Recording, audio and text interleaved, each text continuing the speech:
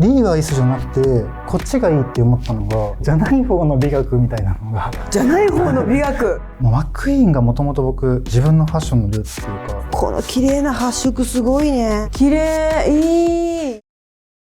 はい、こんにちは、シュトーレイです。今回はですね、ファッショニスタの珠玉の午前、気がつけば結構久々になってたんですけども、今回はですね、私が一番聞いてみたかった人の一人なんですけども、翼くんです。フェアンベイの代表の溝口翼です。よろしくお願いします。よろしくお願いします。翼くんに出てもらったのちょうど半年もっと前くらいかな。ですね、このお店の、フェアンベイをご紹介という形で。そう、私自分でスタイリングしていただいて、着方分かんなかったの翼くんくらいだよ。これはどうやって着るのかなくらいな。それくらいすごいクリエイティブな服を着こなしができる人と買い付けができる人の頭の中はどうなっているんだろうということでラインナップを見せてもらおうかなと思っております。なんかもう古着から新しいデザイナーまでいっぱい知ってる人じゃないですか。その知識のベスト5ですよ。今ハードル上げにはいってる。すごいですね。すごい余計緊張する。もう嫌だ。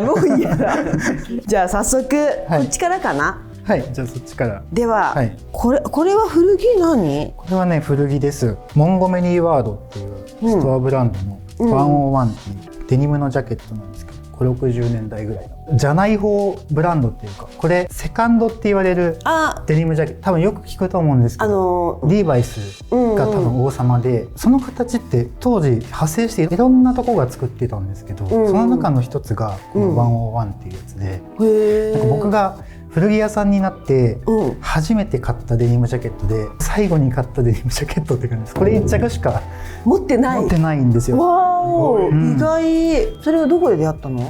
トランポットっていう古着屋さん、今学大にあるんですけど、そこで買いました。なんかその時に自分がリーバイスじゃなくてこっちがいいって思ったのが、じゃない方の美学みたいなのがじゃない方の美学なんかその価値を広げていきたいとか、こっちの方がかっこいいじゃんみたいな。そうそう、なんかね、ただの当時のひねくれなんですけど、今も変わってなくて、多分でもそれが原点かなみたいな気がして、これで最初に王道に光を当てるんじゃなくて、そうじゃないのも面白いのいっぱいあるよねっていう、なんか掘り起こし作業というか、でさ、古着の掘り起こしもそうだし、アップカミングなデザイナーの掘り起こしもそうじゃない、そう考えると美学の根底が詰まってる感じしませんか？かっこいい、いい。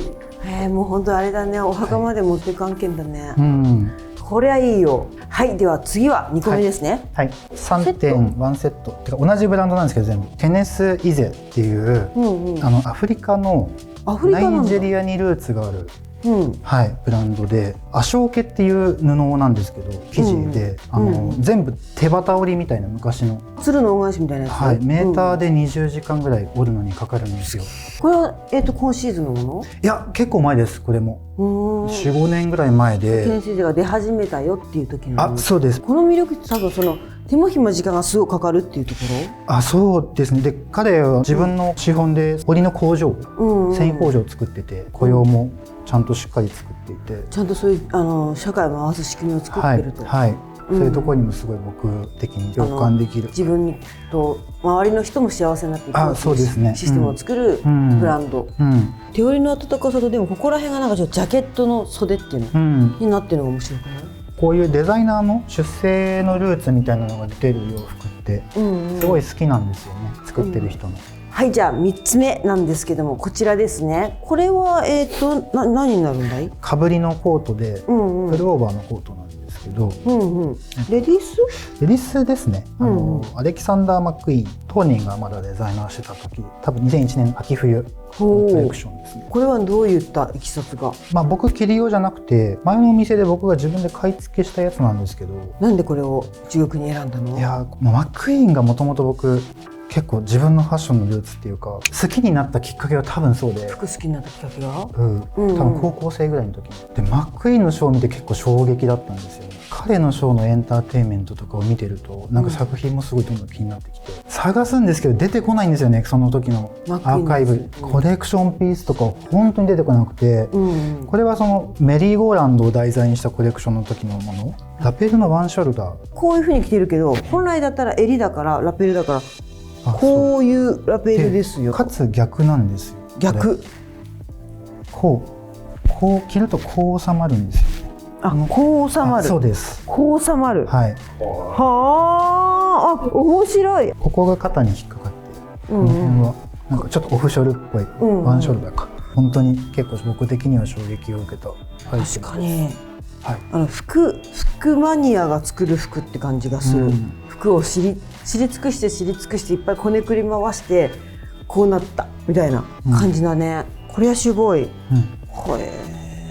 4つ目なんですけれども、こちらになります。これもレディースかな？そうですね。これは何何でしょう？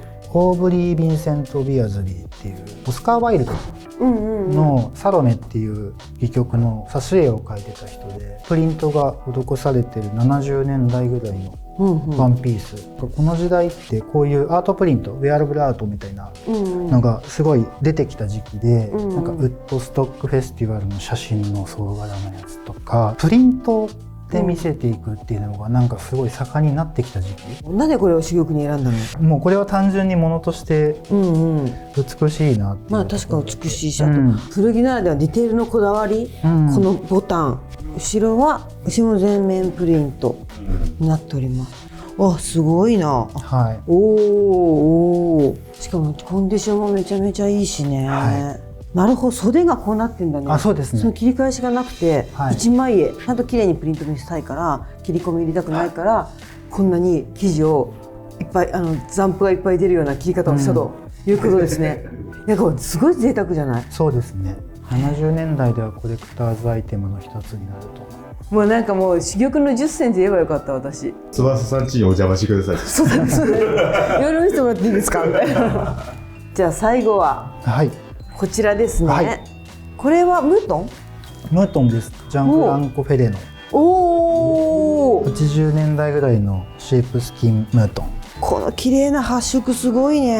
ね、そうなんですよ。ねえ。ムートンでこんな染色綺麗に発色綺麗に出てるの、そうそうないなと思って。ね、後ろもかっこよく作ってございますよ。なんでこれを珠玉にしたの？今までムートンコートは結構好きで買い付けてたんですけど、こんなにいい発色のカラームートンって出てこなかったんで。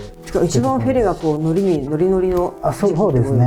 80、90年代ぐらいのものなんで。そうです。あ、私が。まあいいね。